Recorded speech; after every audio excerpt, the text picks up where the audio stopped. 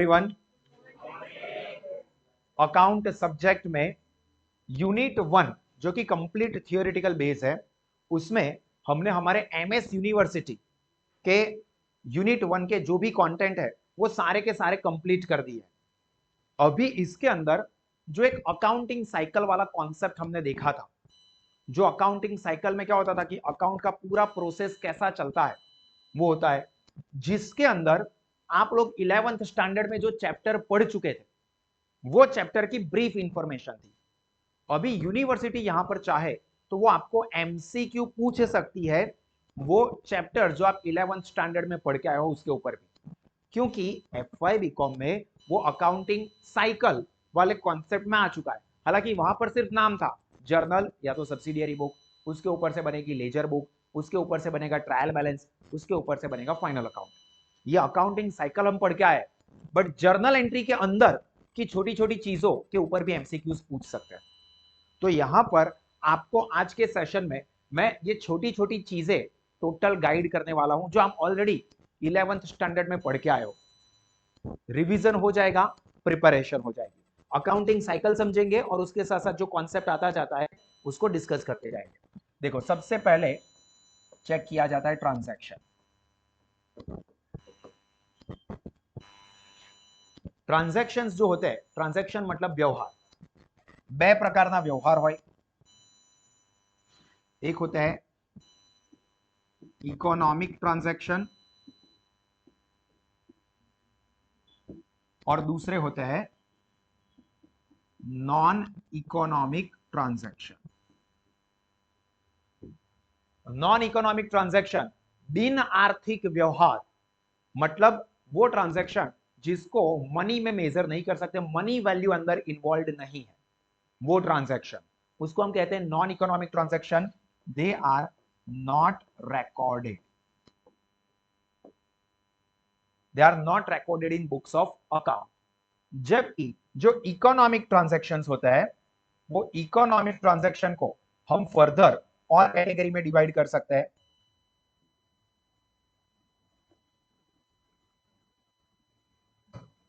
Economic transaction, economic transaction आर्थिक व्यवहार ત્રણ પ્રકારના હોય।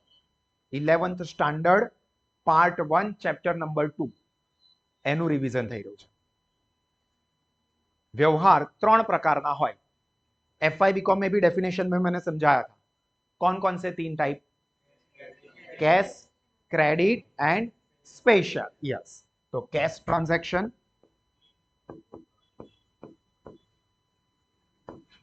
Second is credit transaction and third is special transaction. अभी अगर हम लोग ब्रीफ में देखें तो कैश ट्रांजैक्शन क्या होता है, जिसमें कैश रिसीव्ड और पेड इमीडिएटली, तुरंत उसके पैसे या तो रिसीव हो जाएंगे या तो पे कर दिए जाएंगे। ट्रांजैक्शन कैश है या कैश नहीं है वो हम कैसे पता कर सकते हैं, ये भी आपको 11th standard part 1 chapter number 2 में आ चुका है। रोकड़ व्यवहार है એવું કેવી રીતે તમને ખબર પડશે, તો ટ્રાન્ઝેક્શનની અંદર તમને કેશ વર્ડ આપી દીધો હોય, कैश और बैंक वर्ड, कैश बैंक और इवन चेक वर्ड પણ આપી દીધો હોય, चेक થી पेमेंट કર્યું છે, या तो ट्रांजैक्शन में कोई नेम ऑफ पर्सन दिया ही ना हो, વ્યક્તિનું નામનો ઉલ્લેખ જ ના હોય, name of person is not given, या तो वर्ड पेड और received word is clearly mention, ₹3000 salary received या 3000 salary paid, cash word use नहीं हुआ, बट रिसीव्ड या पेड वर्ड ये इंडिकेट करता है कि पैसा ही रिसीव हुआ होगा या पैसा ही पे हुआ होगा, मतलब कि ये कैश ट्रांजैक्शन है। तो वर्ड रिसीव्ड और पेड इज गिवन, ये कुछ आइडेंटिफिकेशन है जिससे हम लोग ट्रांजैक्शन कैश है ऐसा डिसाइड कर सकते हैं। क्रेडिट ट्रांजैक्शन के लिए एक ही क्वालिटी याद रखनी है। सबसे पहले तो क्रेडिट ट्रांजैक्शन हम किसे कहेंगे, जिसमें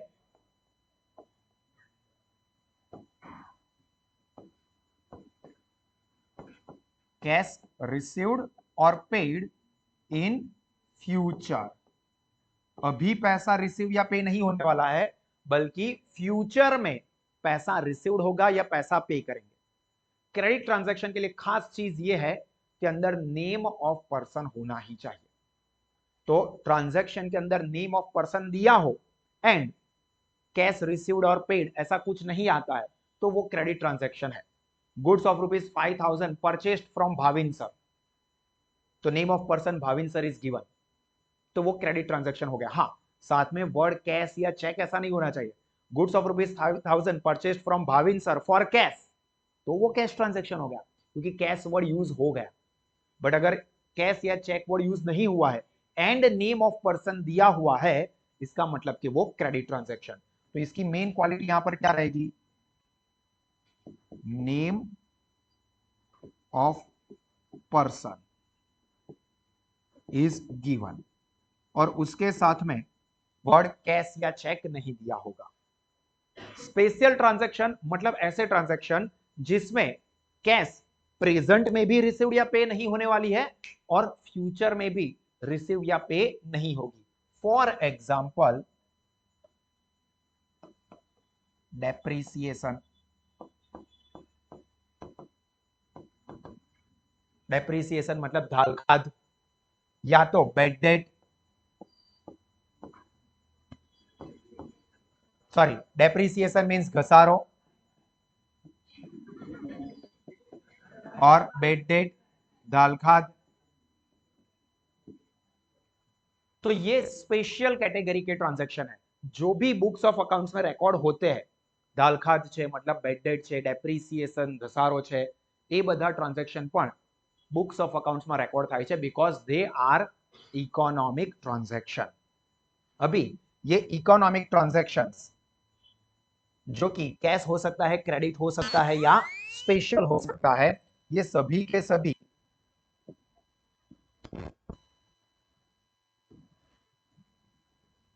हम लोग रिकॉर्ड करेंगे सबसे पहली बुक में।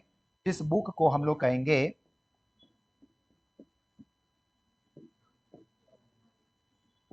जर्नल, आम नोंध।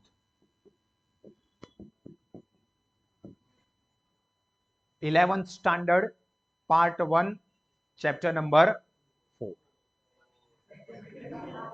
आ तमने चैप्टर આવી ગયું હતું આમ નોંધનું।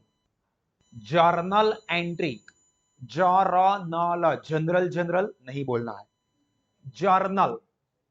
जर्नल एंट्री क्या है? तो ट्रांजैक्शन सबसे पहली जिस बुक में रिकॉर्ड किए जाते हैं उसको हम कहते हैं जर्नल। तो यहां पे इसकी हम क्वालिटीज लिखते हैं कि जर्नल क्या है, तो transactions are firstly recorded, transactions are recorded first. सबसे पहले ट्रांजैक्शन हम लिखेंगे जर्नल एंट्री में, और इसके अंदर सभी टाइप के ट्रांजैक्शंस रिकॉर्ड किए जाएंगे। जब हम जर्नल बनाते हैं तो उसकी खास बात क्या है? All types of transaction, all types of transaction are recorded.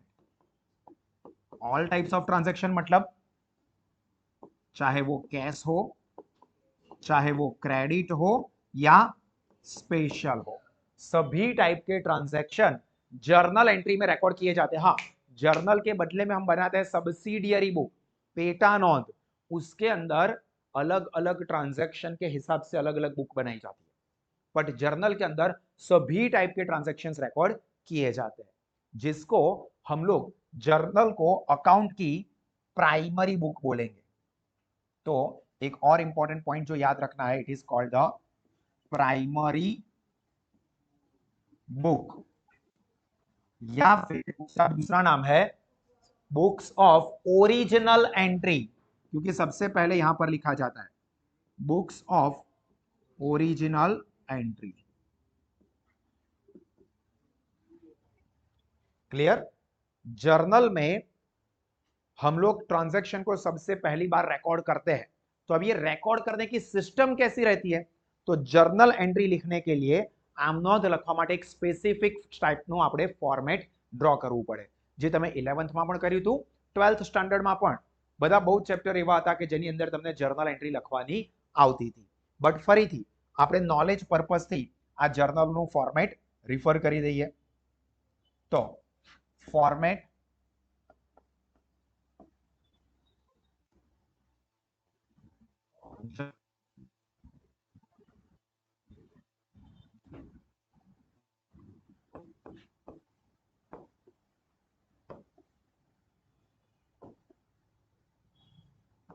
સૌથી પહેલા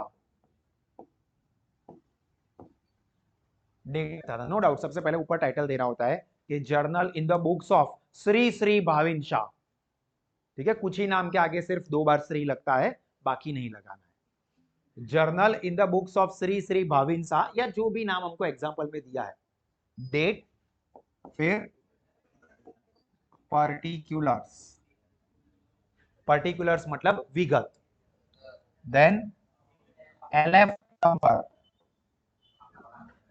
full form ledger folio number. Gujarati में તમે કહેતા હતા ખાપા નંબર, खाता वही पाना नंबर. इंग्लिश में हम कहेंगे LF number, laser folio number. Debit amount and credit amount. अभी ट्रांजैक्शन जब हम रिकॉर्ड करते हैं तो ये सारे के सारे ट्रांजैक्शंस याद रखना, they are recorded in chronological order. समझा रहा हूं वो क्या है. जितने भी ट्रांजैक्शन हम इसके अंदर रिकॉर्ड करेंगे, they all transactions are, MCQ के लिए इंपॉर्टेंट है, recorded in chronological order. Chronological ઓર્ડરનો મતલબ થાય ડેટ વાઇઝ, ડેટની સિક્વન્સમાં.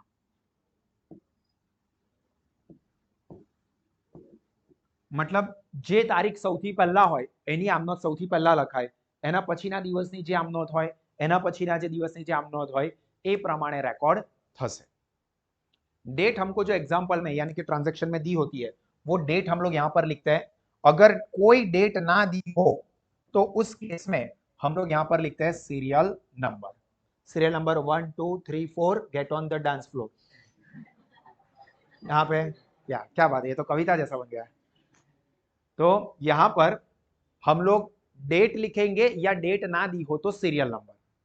फिर हर एक ट्रांजैक्शन में कौन सा अकाउंट डेबिट होता है और कौन सा अकाउंट क्रेडिट होता है ये हमें पता होना चाहिए.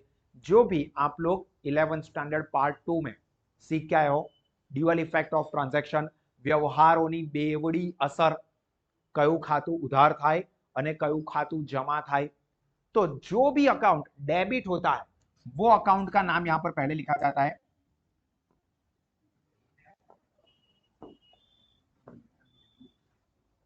Blank account debit.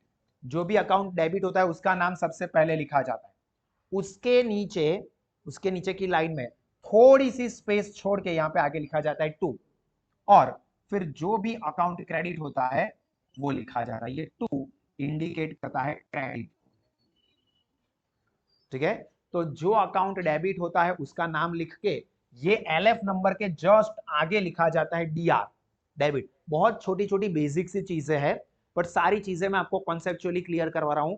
11મા ધોરણની બધી જ વસ્તુઓ યાદ ના પણ હોય તો તમને થોડુંક બેઝ રિવાઇઝ થઈ જાય. આપણું યુનિટ પૂરું થઈ ગયું છે. આ એક્સ્ટ્રા પ્રિપેરેશન કરાવી રહ્યો છું કે કદાચ કોઈ પણ MCQ પૂછાય તો તમને આવડતો હોય, બાકી તમારું નોલેજ ફંડામેન્ટલ સ્ટ્રોંગ હોય. આ વસ્તુ નોર્મલી કોઈ ભણાવે નહીં, કારણ કે તમે 11મા બધું ભણીને જ આવ્યા છો, બરાબર. પણ આજે આપણે આને રિવાઇઝ કરીએ છીએ. डेबिट मतलब तमे गुजराती में लगता था उधार. उसके बाद जर्नल एंट्री लिख देने के बाद एग्जैक्टली उसकी इमीडिएट नेक्स्ट लाइन में हम लोग ब्रैकेट करके नैरेशन लिखते थे. बाबत जे, short explanation of transaction is called narration. व्यवहारनी टूंकी समझ जेने बाबत जे कहता था. गुजराती में बाबत जे, इंग्लिश में नैरेशन. જે અહીંયા આપણે કરીશું being કરીને. તમે ગુજરાતીમાં એવી રીતે લખતા હતા બા ડોટ જે કરીને વ્યવહાર લખતા હતા. અહીંયા being કરીને હ્યુમન ના લખી દેતા. જે ટ્રાન્ઝેક્શન થયો હોય એ ટ્રાન્ઝેક્શન એઝ ઇટ ઇઝ આપણે લખી દેતા હતા. જે અકાઉન્ટ ડેબિટ થયું છે એની અમાઉન્ટ ડેબિટના કોલમમાં અને જે અકાઉન્ટ ક્રેડિટ થતું હોય एनी अमाउंट क्रेडिट ना कॉलम में लिखीशु. और सारे ट्रांजैक्शंस रिकॉर्ड कर देने के बाद हम लोग टोटल करते थे. डेबिट और क्रेडिट दोनों साइड का टोटल सेम होता है और टोटल करते वक्त ऊपर सिंगल लाइन नीचे डबल लाइन. ये प्रोसेस हम लोग जर्नल एंट्री में करते थे. याद आया? जर्नल एंट्री भी दो तरह की जर्नल एंट्री आती थी, वो भी मैं आपको समझा दूं.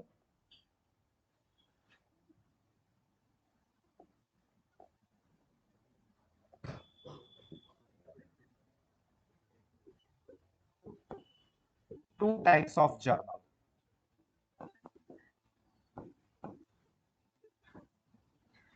एक होती थी सिंपल या सिंगल एंट्री. सिंपल और सिंगल जर्नल एंट्री. और दूसरी होती थी कंबाइंड और compound.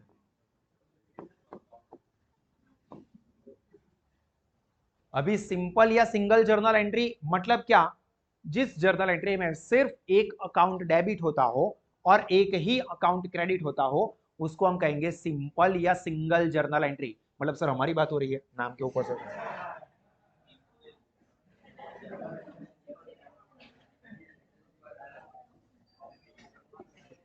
Only one account is debited and one account is credited. तो उसको हम बोलेंगे सिंपल जर्नल एंट्री या सिंगल जर्नल एंट्री. कंबाइंड या कंपाउंड जर्नल एंट्री में क्या होगा? एक से ज्यादा यानी कि 2, 3, 4 कुछ भी हो सकते हैं. मोर देन वन अकाउंट में बी डेबिटेड और मोर देन वन अकाउंट में बी क्रेडिटेड. एक से ज्यादा अकाउंट डेबिट या तो क्रेडिट होंगे. more than one account may be debited और credited. तो यहां तक हमारी जर्नल एंट्री की जो बेसिक फंडामेंटल चीजें आपको पता होनी चाहिए थी वो हमने कंप्लीट की. ठीक है. जर्नल एंट्री किसको कहते हैं? ट्रांजैक्शन को सबसे पहले रिकॉर्ड किया जाता है. जर्नल एंट्री के दूसरे नाम. कौन से ट्रांजैक्शंस रिकॉर्ड किए जाते हैं? All types of. किस तरह से जर्नल एंट्री लिखी जाती है, उसका फॉर्मेट क्या होता है, नरेशन लिखने की. फिर नरेशन लिखने के बाद ये भी एक ध्यान रखना है कि पर्टिकुलर के कॉलम में लाइन ड्रॉ करनी होती है. सारे ट्रांजैक्शंस लिख देने के बाद टोटल किया जाता है. इसके बाद नेक्स्ट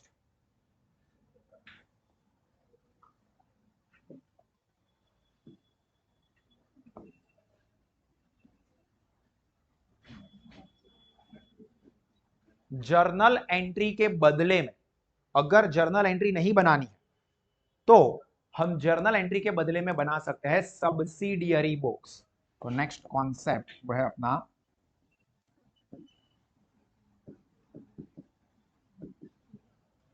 સબસિડિયરી બુક. ગુજરાતીમાં તમે એને કહેતા હતા પેટા નોંધો. अब ये सब्सिडियरी बुक हम कब बनाएंगे?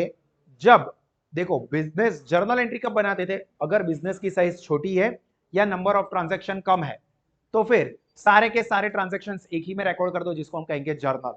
पर अगर बिजनेस बड़ी साइज का है,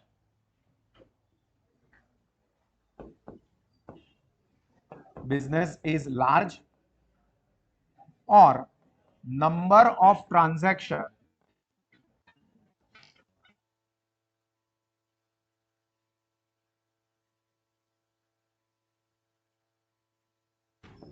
instead of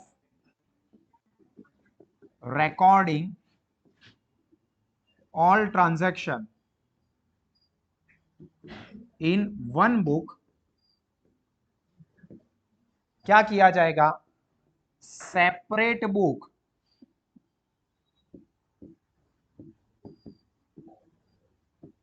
for different type of transaction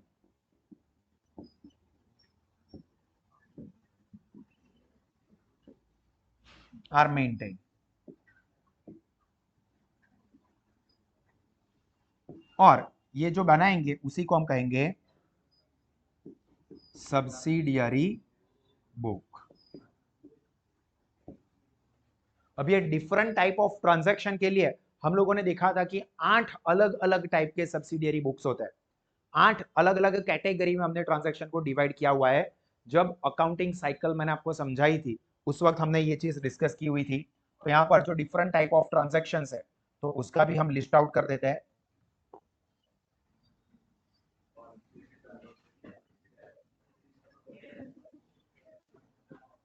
चलो नंबरिंग ही करते हैं।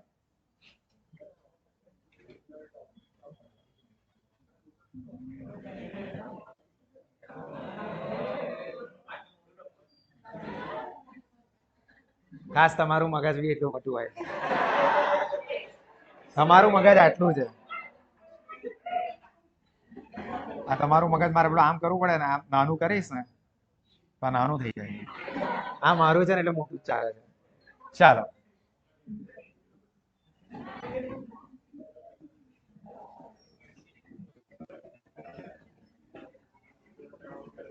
Purchase book.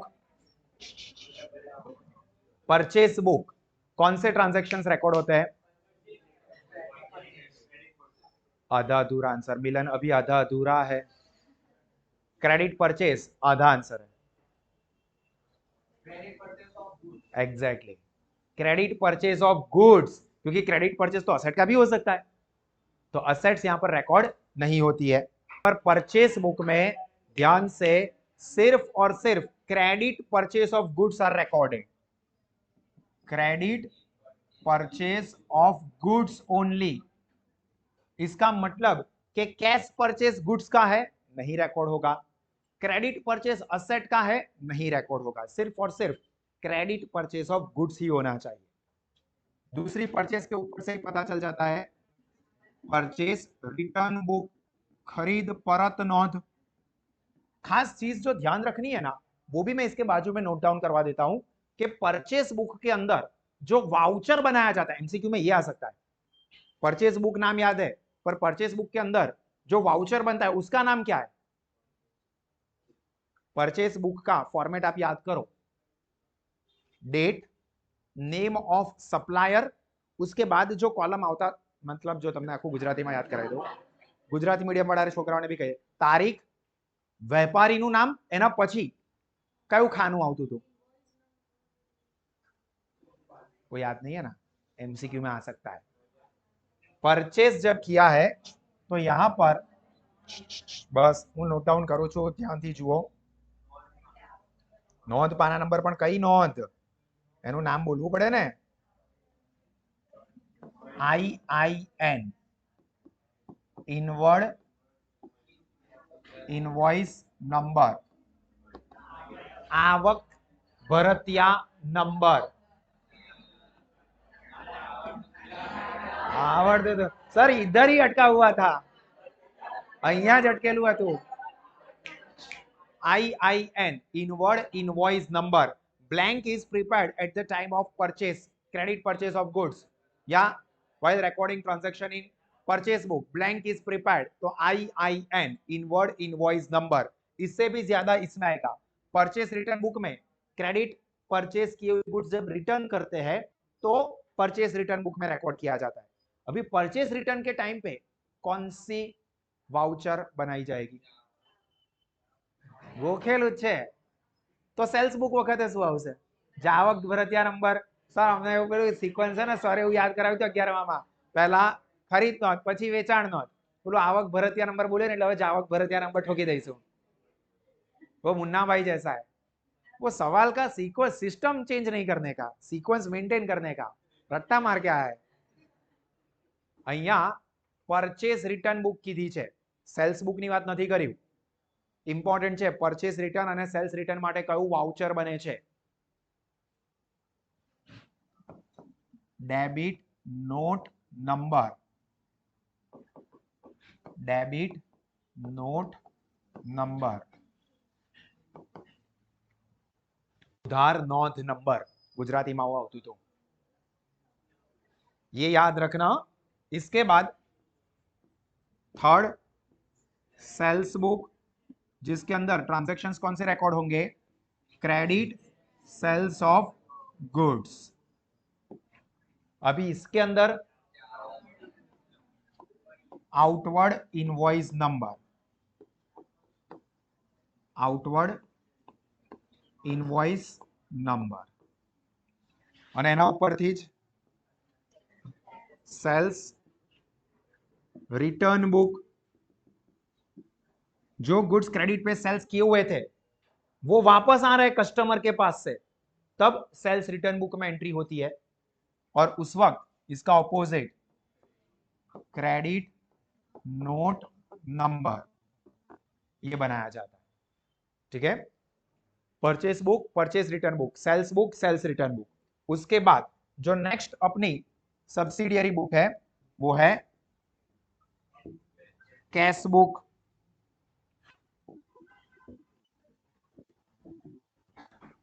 जिसमें all types of cash transactions,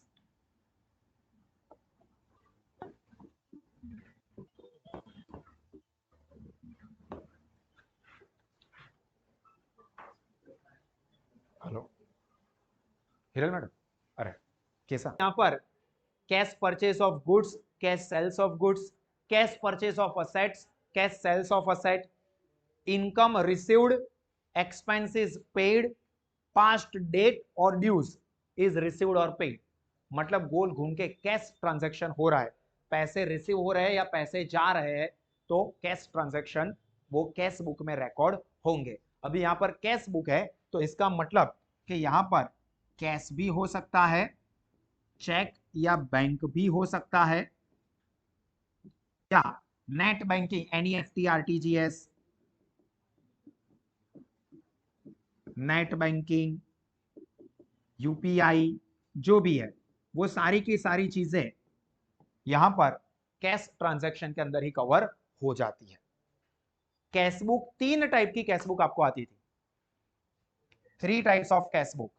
जितने भी सारे इंपॉर्टेंट एस्पेक्ट है वो सारे हम लोग यहां पर कवर कर रहे हो।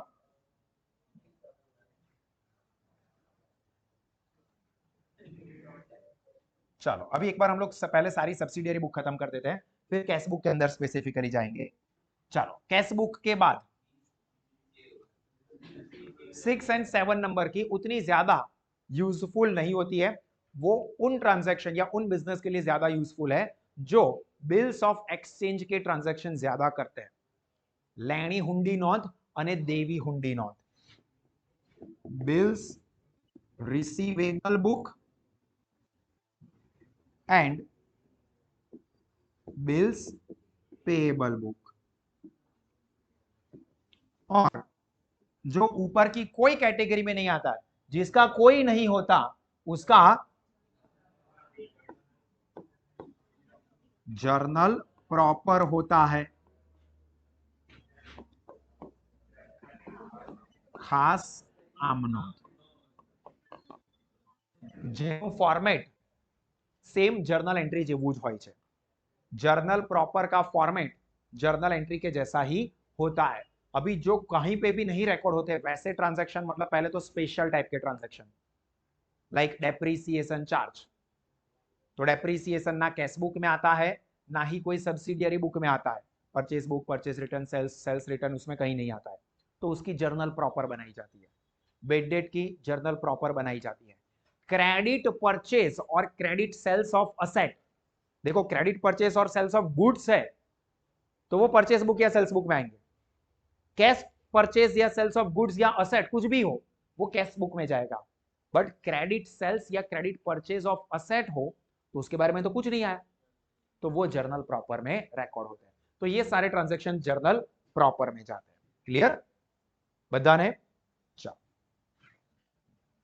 इसके बाद ये 8 टाइप की जो सब्सिडियरी बुक हमने देखी, सबके बारे में हमने डिटेल में समझ लिया। यहां पर स्पेसिफिकली कैश बुक का आपको एक प्रॉपर अलग देते हैं।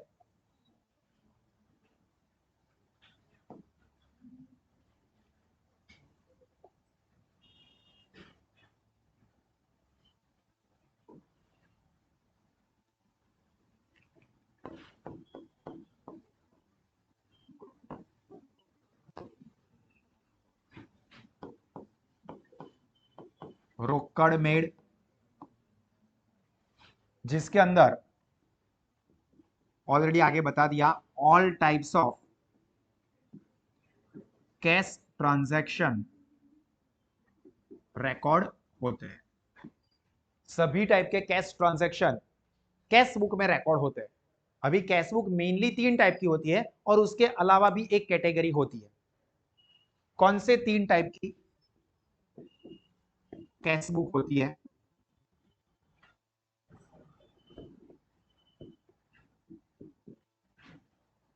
जिसके ऊपर आपको एग्जाम्पल पढ़ने के आए थे, आपने पढ़ा भी था।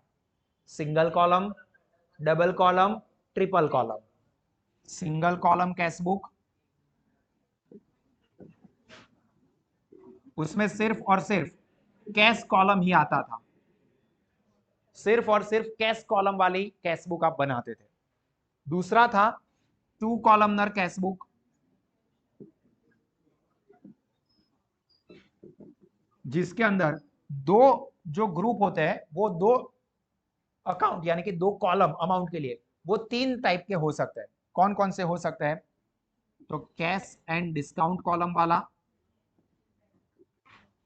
बैंक एंड डिस्काउंट कॉलम वाला, या फिर कैश एंड बैंक कॉलम वाला।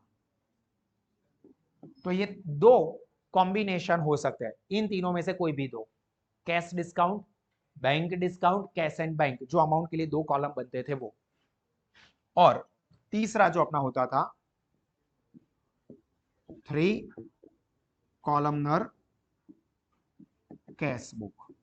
इसमें तीनों कॉलम आ जाते थे, कैश, बैंक एंड डिस्काउंट। इसका फॉर्मेट भी एक बार क्विकली समझा देता हूं। नमूनो તમારી વાત નથી કરી રહ્યો, खुश થઈ જાય सर हमारे बात करे છે। मैं यहां पर सीधा 3 कॉलमनर कैश बुक का ही फॉर्मेट समझा रहा हूं कि 1 कॉलम और 2 कॉलम में क्या होता है, कॉलम एक एक कम हो जाएंगे। ठीक है, तो यहां पर फॉर्मेट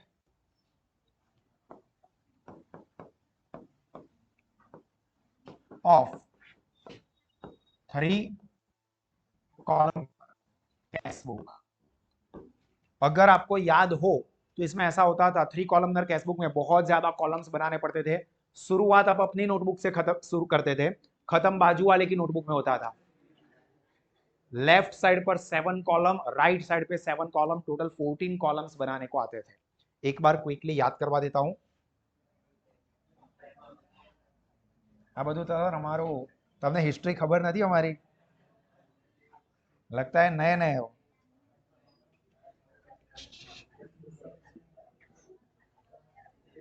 डेट, मेन इंपॉर्टेंट चीज लेफ्ट साइड जो होती है वो अपनी डेबिट साइड होती है, उसमें यहां पर आती है सारी की सारी रिसिप्ट्स। उसके बाद रिसिप्ट हुई है तो receipt number, receipt number,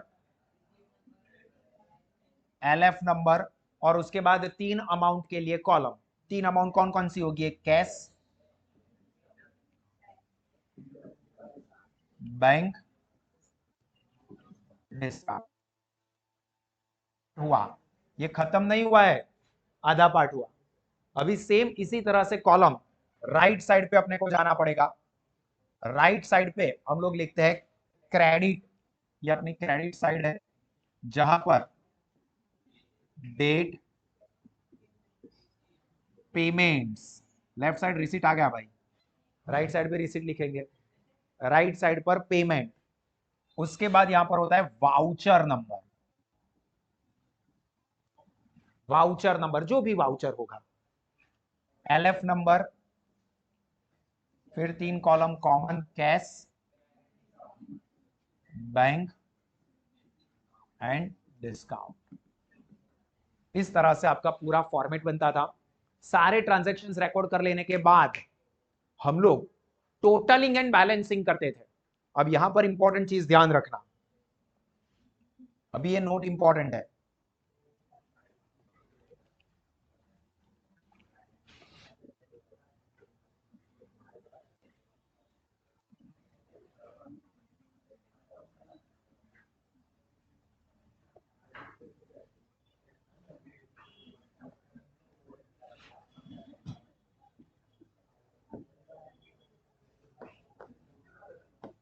cash and bank column, उसका हम लोग टोटल करके बैलेंस ढूंढते थे, सरवाળો કરી અને ખાતાની બાકી ખાનાની બાકી શોધતા હતા. Total and balance find out કરતા હતા. બેલેન્સ એટલે ખાતાની બાકી શોધતા હતા. ખાતાની બાકી શોધવી બેલેન્સ, ધેટ ઇઝ ઇમ્પોર્ટન્ટ. એમાં બે વસ્તુ ધ્યાન રાખવાની, જે કેશ કોલમ હોય એમાં ઓલવેઝ ડેબિટ બેલેન્સ જ આવે. ડેબિટ બેલેન્સ ક્યારે મળે? જ્યારે ડેબિટ સાઈડનું ટોટલ વધારે હોય, ક્રેડિટ સાઈડનું ટોટલ ઓછું હોય, તો આપણે એને કહીશું डेबिट बैलेंस, उधार बाकी. तो डेबिट बैलेंस के लिए क्या जरूरी है? Total of debit side is more than credit. Cash column में हमेशा डेबिट साइड का ही टोटल ज्यादा निकलेगा. कैश कौन से टाइप का अकाउंट है? पर्सनल, रियल और नॉमिनल? पर्सनल, रियल या नॉमिनल? વ્યક્તિના ખાતા, માલ મિલકતના ખાતા કે ઉપજ ખર્ચના ખાતા? રોકડ એ કયા પ્રકારનું ખાતું કહેવાય? Real account. माल मिलकतનું ખાતું. आज मेरे पास पैसा है, बंगला है, गाड़ी है, बैंक बैलेंस है, तुम्हारे पास क्या है? तो वो कैश, कैश આપણી મિલકત છે, મિલકત रियल अकाउंटમાં આવે. रियल अकाउंट નું બેલેન્સ શોધવાનું એ લેજર પોસ્ટિંગમાં આ વસ્તુ આવે છે. સેકન્ડ जो अपनी कैटेगरी है वो है column.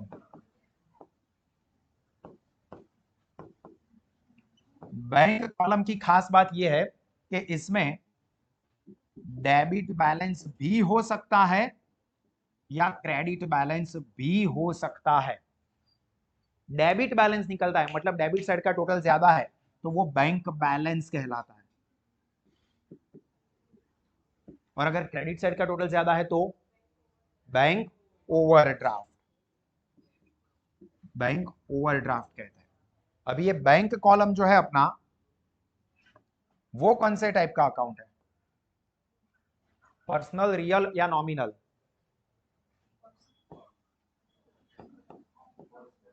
Personal. State bank of India account, bank of Baroda account, कौन से टाइप के पर्सन है?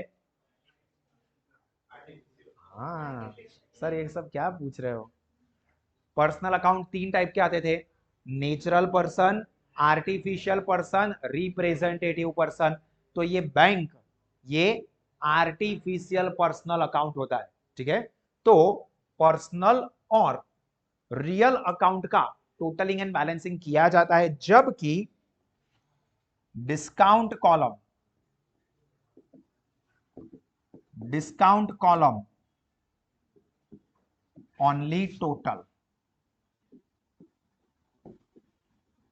Not balance. जो डिस्काउंट कॉलम है उसका बैलेंस नहीं ढूंढा जाता है.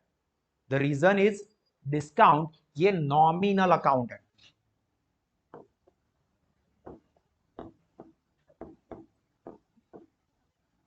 ये सब एमसीक्यू में काम लग सकता है.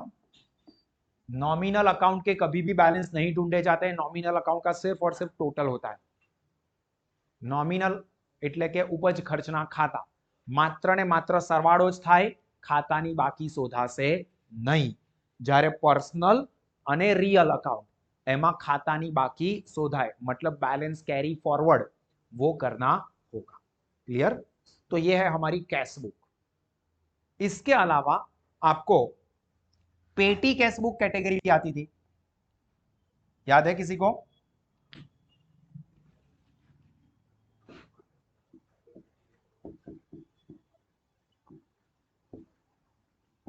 पेटी कैश बुक. पेटी कैश बुक क्यों होती थी? छोटे छोटे एक्सपेंसेस को रिकॉर्ड करने के लिए जो मेन कैशियर होता है ना, वो अपने अंडर में एक सब कैशियर को रखता है. कि मैं बड़े बड़े ट्रांजेक्शन या बड़े बड़े अमाउंट के जो वैल्यू के ट्रांजेक्शन है उसके ऊपर मैं ध्यान रखूंगा, छोटे छोटे अमाउंट के ट्रांजेक्शन है डेली वो सब आप मैनेज करना, और उसके लिए मैं आपको हर महीने एक अमाउंट दे दूंगा, लाइक 5,000 10,000 रुपए, उसमें से आप ये छोटे मोटे खर्चे पे करना, और at the end of the month जितना खर्चा हुआ है वो मुझे बता देना, मैं उतने पैसे आपको फिर से दे दूंगा।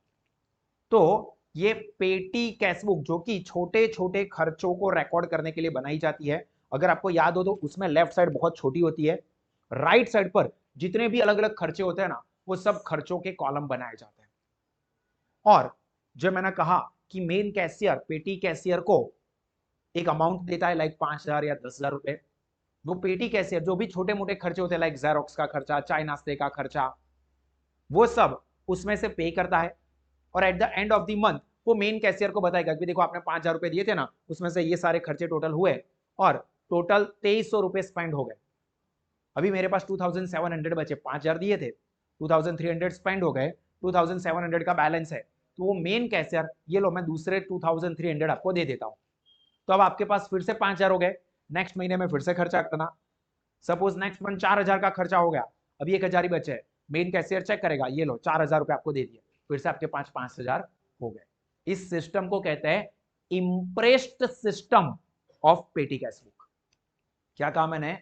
इम्प्रेस्ड सिस्टम ऑफ पेटी कैशबुक। देखो ये सारी चीजें मैं बहुत छोटी छोटी चीजें जो आपको 11th में एक्चुअली में पढ़ने में आ चुकी है वो रिवाइज करवा रहा हूं, वो रिकॉल करवा रहा हूं। हो सकता है कि कई सारे स्टूडेंट्स को ऐसा लगे कि यार सर ये क्या बोल रहा है, बाउंस जा रहा है, नहीं समझ में आ रहा है, तो ये एक्चुअली में कोई नहीं पढ़ाता है, ये मैं आपको आपके 11th का बेस स्ट्रॉन्ग करने के लिए गाइड कर रहा हूँ, अकाउंट का स्ट्रॉन्ग फंडामेंटल हो इसके लिए कर रहा हूँ। सपोज याद ना रहे अभी लाइव सेशन में तो ये वीडियो आप बाद में भी देख सकते हो, जितनी बार हो सके उतनी बार देखना।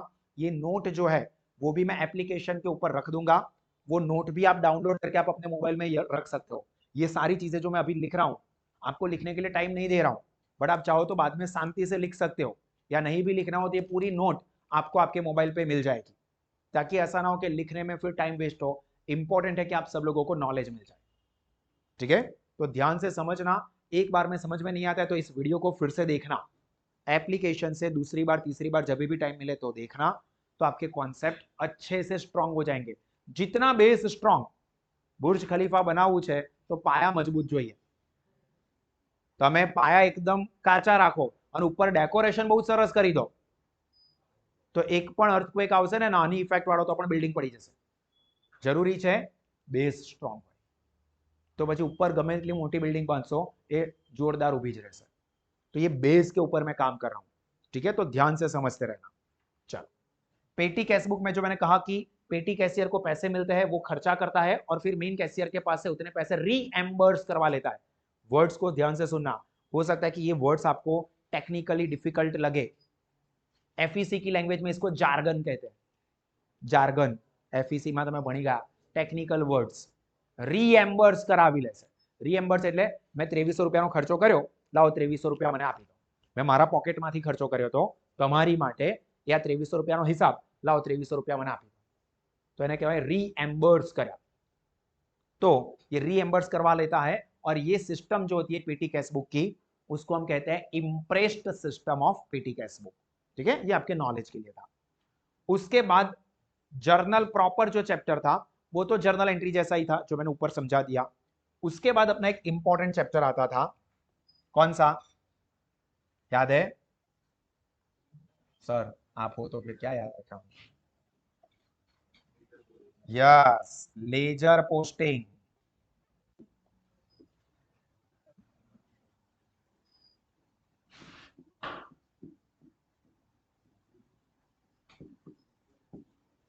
લેજર પોસ્ટિંગ, ખાતા વહી અને ખતવણી, આ નામથી તમને ચેપ્ટર આવી ગયું છે।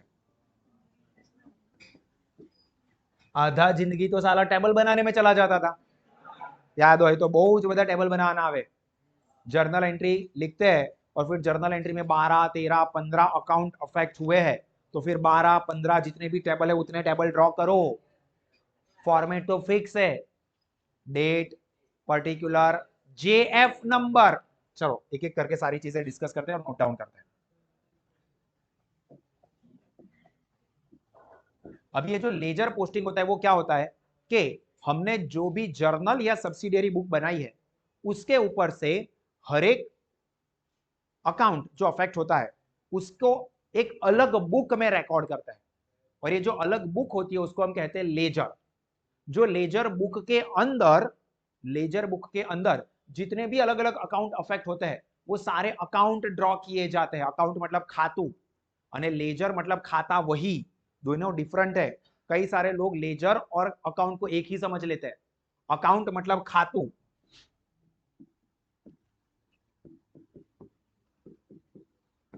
एनो फॉर्मेट पर समझाई दऊ। पहले पेज को हम बीच में से फोल्ड कर देते थे। लेफ्ट साइड पर डेट, पार्टिकुलर्स, फिर यहां पर आता था जेएफ नंबर, नोंध पाना नंबर गुजराती में। खाता वही में તમે જે ખાતા બનાવતા હતા એમાં જેએફ નંબર આવતો હતો, આમ નોંધની અંદર એલએફ નંબર લખતા હતા, खाता वही में जेएफ नंबर લખીશું। तो JF number and amount rupees. Right side पर भी सेम ही है, date, particulars, JF number, amount rupees. अभी ये सिर्फ मैंने एक अकाउंट बनाया। अभी जर्नल एंट्री हमने जो लिखी थी उसके अंदर सपोज 12 अलग अलग अकाउंट इफेक्ट हुए। लाइक पहली जर्नल एंट्री थी cash account debit to capital account, फिर हमने कुछ पैसे बैंक में डिपॉजिट किए तो bank account debit to cash account, फिर हमने सुरेश के पास से गुड्स खरीदा क्रेडिट पे तो purchase account debit to Suresh account. तो यहाँ पर कितने कितने अकाउंट आए, एक आया कैश अकाउंट, दूसरा आया कैपिटल अकाउंट, फिर सेकंड वाली जर्नल एंट्री में बैंक एंड कैश दो आए। अभी उसमें से कैश तो ऑलरेडी बना दिया था तो वो फिर से नहीं लेंगे, तो बैंक अकाउंट, फिर सुरेश अकाउंट, परचेस अकाउंट, तो 5 अकाउंट हुए। तो 5 टेबल ऐसे बनाने पड़ेंगे। अभी सपोज 10 जर्नल एंट्री है, 10 जर्नल एंट्री के अंदर अलग अलग 17 अकाउंट इफेक्ट होते हैं, तो 17 टेबल इस तरह से ही बनाने पड़ेंगे।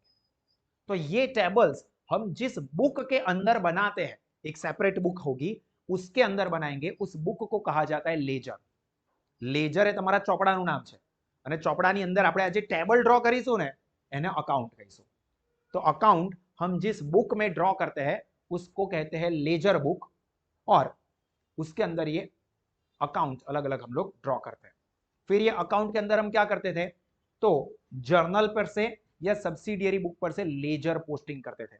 वैसे कैश बुक पर से भी लेजर पोस्टिंग होता है, बट कैश बुक जो है ना, इंपॉर्टेंट सेंटेंस बोल रहा हूं एमसीक्यू के लिए याद रखना, कैश बुक ये सब्सिडियरी एंड लेजर यानी कि अकाउंट दोनों का पर्पस सॉल्व करता है।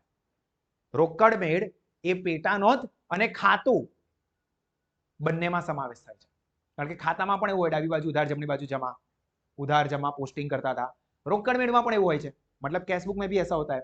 तो cash book serves the purpose of both subsidiary book as well as ledger यानी कि अकाउंट। ठीक है, तो कैश बुक पर से लेजर पोस्टिंग नहीं पूछेंगे क्योंकि जो हमने किया था वही एज इट इज करना होगा, जो कैश बुक बनाई है वही होगा। बट जर्नल पर से या सब्सिडियरी बुक पर से लेजर पोस्टिंग पूछते हैं, उसमें भी जर्नल एंट्री पर से लेजर पोस्टिंग सबसे ज्यादा इंपॉर्टेंट, जिसमें सिस्टम याद करो हम क्या करते थे। एक जर्नल एंट्री हमने लिखी cash account debit to capital account, for example started business या कमेंस्ड बिजनेस, वर्ड ऐसा भी हो सकता है। कमेंस के स्टार्ट मतलब बनने नो मतलब एक थो शुरू करो। Commenced business by bringing cash of rupees 50,000, 50,000 रुपया रोकड़ा लावी धंधानी शुरुआत करी। तो cash account debit to capital account, रोकड़ खाते उधार ते मूडी खाते आम नोंध थशे। हवे आ आम नोंधमां जे खातुं उधार थयुं होय, कैश अकाउंट डेबिट थयुं छे, सरनो लेक्चर है ना बधी, डेबिट होता है उस अकाउंट में डेबिट साइड पर पोस्टिंग करेंगे। Like for example cash account debit to capital account है और ये अपना कैश अकाउंट है, कैश अकाउंट है। जर्नल एंट्री हमने क्या बोली, cash account debit to capital account. तो कैश अकाउंट डेबिट हुआ है तो कैश अकाउंट के अंदर डेबिट साइड पे हम लोग पोस्टिंग करेंगे, नाम लिखेंगे ऑपोजिट क्रेडिट वाला। अब क्रेडिट का हुआ तो कैपिटल, तो यहां पर हम लिखेंगे कैपिटल अकाउंट और जो भी अमाउंट है 50,000 है तो 50,000। और इसी तरह से दूसरा हमने बनाया है फॉर एग्जांपल कैपिटल अकाउंट, क्योंकि हमारी जर्नल एंट्री में 2 अकाउंट इफेक्ट हुए, फॉर्मेट तो सेम रहेगा। तो यहां पर जर्नल एंट्री में cash account debit to capital, तो कैपिटल अकाउंट क्रेडिट हुआ है, तो कैपिटल अकाउंट में क्रेडिट साइड पर पोस्टिंग करेंगे। पोस्टिंग करते वक्त नाम डेबिट वाला लिखेंगे। डेबिट वाला कौन सा है? अमाउंट के कॉलम में 50,000।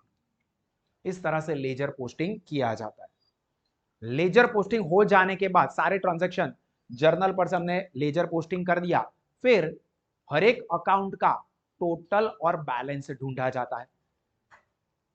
पर अभी मैंने आपको कैशबुक के वक्त ही कहा कि कौन से टाइप के अकाउंट के बैलेंस ढूंढे जाते हैं और कौन से टाइप के बैलेंस नहीं ढूंढे जाते। Yes, after recording all transaction, after recording all transaction in ledger, दो चीजें, टोटल एंड बैलेंस ऑफ कौन से account? Personal and real.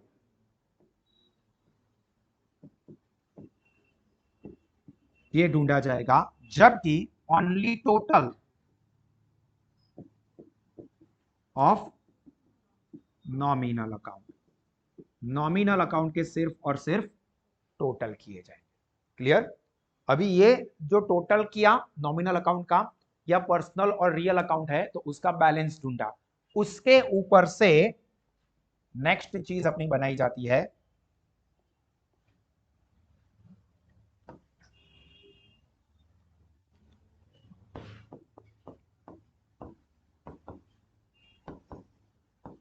Trial balance.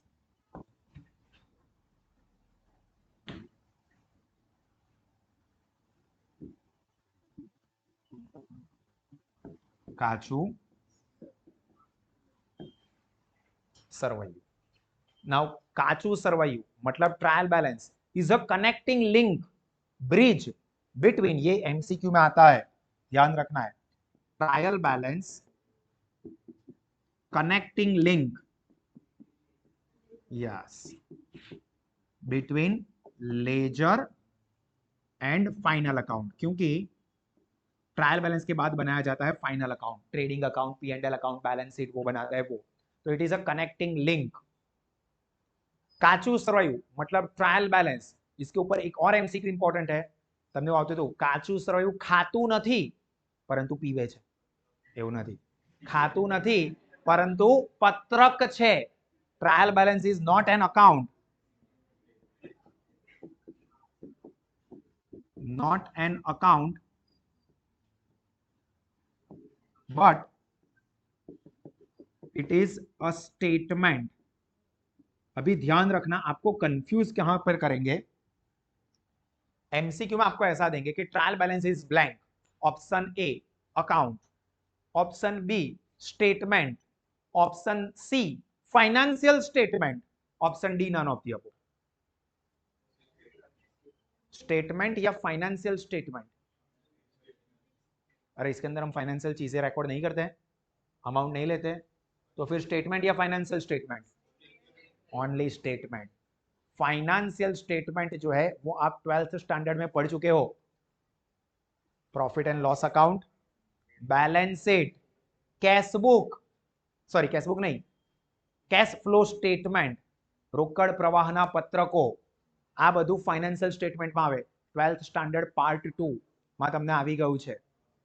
Profit and loss account જેને ઇન્કમ સ્ટેટમેન્ટ કહેતા હતા, બેલેન્સ શીટ જેને પોઝિશનલ સ્ટેટમેન્ટ કહેતા હતા, कैश फ्लो स्टेटमेंट रोकड़ प्रवाहना पत्रको, statement showing change in equity and notes to the account, आ 5 financial statement कहेवाय।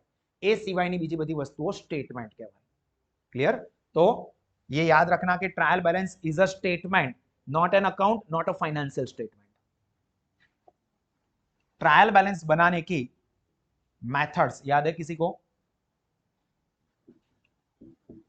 2 methods of preparing trial balance.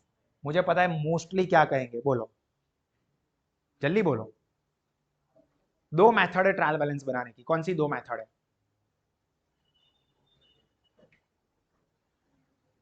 कुछ तो याद करो, कोशिश करो। अब બધું જ ભણી ચૂકેલા છો લા। कोशिश करने वालों की कभी हार नहीं होती है, पर सर बेइज्जती जरूर होती है।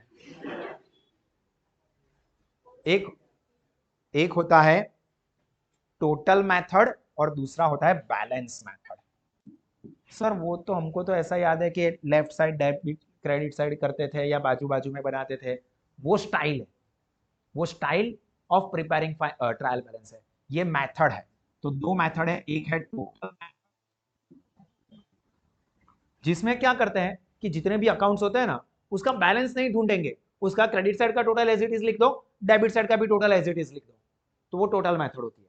और दूसरी होती है बैलेंस मेथड, जो कि मोस्टली हम लोग ये फॉलो करते हैं कि हर एक अकाउंट जो बना है लेजर बुक में, उसके बैलेंस ढूंढ लो और फिर वो बैलेंस लिखते हैं। तो वो बैलेंस मेथड से हम मोस्टली ट्रायल बैलेंस बनाते हैं, बट उसको टोटल मेथड से भी बना सकते हैं। मतलब कैश अकाउंट है तो कैश अकाउंट के डेबिट साइड का टोटल 1 लाख हुआ, क्रेडिट साइड का टोटल 60,000 हुआ, तो ट्रायल बैलेंस के अंदर हम लिखेंगे कैश अकाउंट डेबिट साइड पर 1 लाख, मतलब डेबिट वाले कॉलम में, और क्रेडिट वाले कॉलम में 60,000, दोनों एज इट इज लिख दिए, तो वो हो गई टोटल मेथड। पर बैलेंस मेथड में क्या होता है, डेबिट साइड का टोटल 1 लाख, क्रेडिट साइड का टोटल 60,000, तो दोनों का डिफरेंस क्या आया, 40,000। डेबिट या क्रेडिट, डेबिट, डेबिट साइड का टोटल ज्यादा, वो बैलेंस, तो डेबिट बैलेंस, तो डेबिट के कॉलम में लिखेंगे 40,000, तो वो हो गई बैलेंस मेथड। और अगर डेबिट के कॉलम में 1 लाख लिखे एज इट इज, क्रेडिट के कॉलम में 60,000 लिखे, तो वो हो गई टोटल मेथड। याद नहीं होगा मोस्टली क्योंकि उस वक्त किसी ने फोकस नहीं किया होगा, बट ये छोटी छोटी चीज है। क्लियर? स्टाइल जो है, स्टाइल या फॉर्मेट, वो भी दो है, एक लेजर फॉर्म में, लेजर फॉर्म में क्या करेंगे हम लोग, लेफ्ट साइड पर सारे डेबिट वाले लिखेंगे, name of account debit amount, right side पर name of account credit amount. और दूसरा होता है स्टेटमेंट फॉर्म में,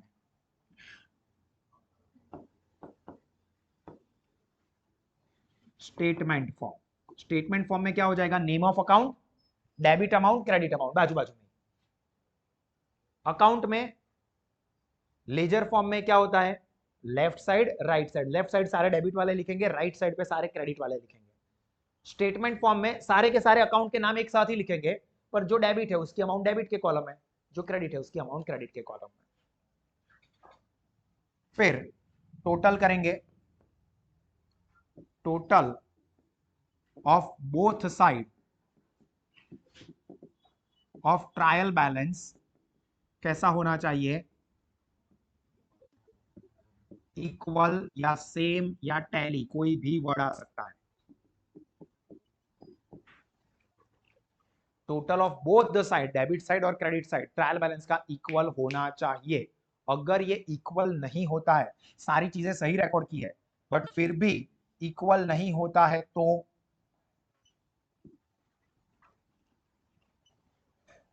टोटल ऑफ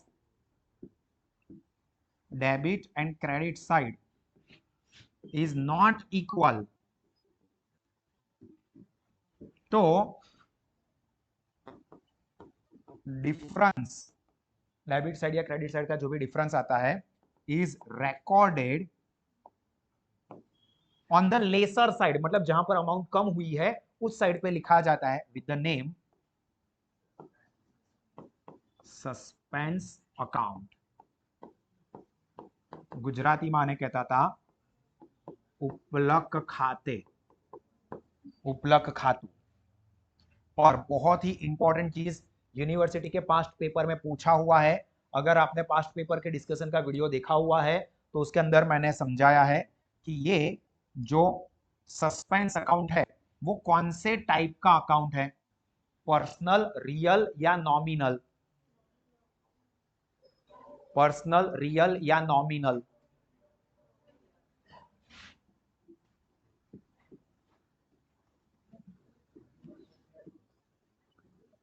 पर्सनल अकाउंट, इसका लॉजिक क्या, ये आप लोग ढूंढ के मुझे बताओगे, मैंने ऑलरेडी वीडियो रखा हुआ है उसके अंदर है ही। जब मैं ये चैप्टर पढ़ाता हूं तभी भी इसका पूरा डिटेल डिस्कशन करवाता हूं, तो 11th 12th में जो पढ़े हुए हैं उनको याद होना चाहिए। जो लोग न्यू स्टूडेंट है वो लोग या तो सोचे या तो इसका वीडियो मैंने पास्ट पेपर के डिस्कशन में रखा हुआ ही है, उसमें आप देखो मैंने पूरा डिटेल में विथ लॉजिक्स एंड एक्सप्लेनेशन ये बताया हुआ है कि क्यों ये पर्सनल अकाउंट है, रियल नॉमिनल क्यों नहीं और क्यों पर्सनल, इसका लॉजिक आप बताओगे। ठीक है, जो कि बैलेंस शीट में लायबिलिटी साइड या एसेट साइड आता है, कहां पर रिकॉर्ड होगा,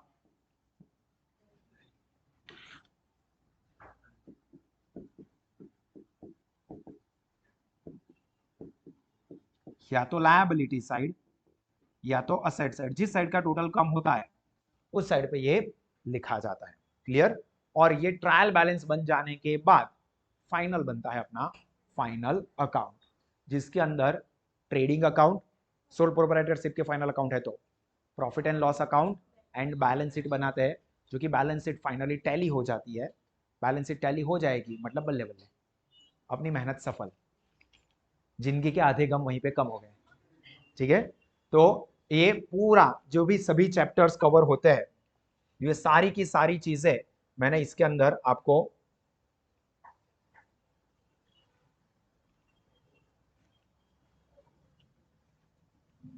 कवर करवा दी है। ये पूरी की पूरी नोट्स सभी जो आप 11th स्टैंडर्ड से शुरू होता था, ये सारी चीजें हमने यहाँ पर कवर कर ली है। ठीक है, तो यहां से हमने शुरू करके मतलब 11th स्टैंडर्ड के सेकंड चैप्टर से शुरू करके 11th स्टैंडर्ड का जो फाइनल अकाउंट का पार्ट 2 में चैप्टर आता था, वहां तक की जो भी इंपॉर्टेंट चीजें थी जहां से आपको एमसीक्यूज आ सकते हैं या आपके अकाउंट के स्ट्रॉन्ग फंडामेंटल्स के लिए जरूरी है, वो सब हमने कवर कर दिया। क्लियर। ये नोट आपको आपके मोबाइल पर एप्लीकेशन पे मिल जाएगी, तो वहां से आप डाउनलोड कर सकते हो। अगर कोई चीजें याद ना रही हो तो इस वीडियो को फिर से साहस एप्लीकेशन से देखना, ताकि ये स्ट्रॉन्ग फंडामेंटल्स आपके अच्छे बने रहे। भूल जाओगे तो फिर आगे चल के अकाउंट में दिक्कत होगी। क्लियर। तो यहां पर हम लोग हमारे सेशन खत्म करते हैं।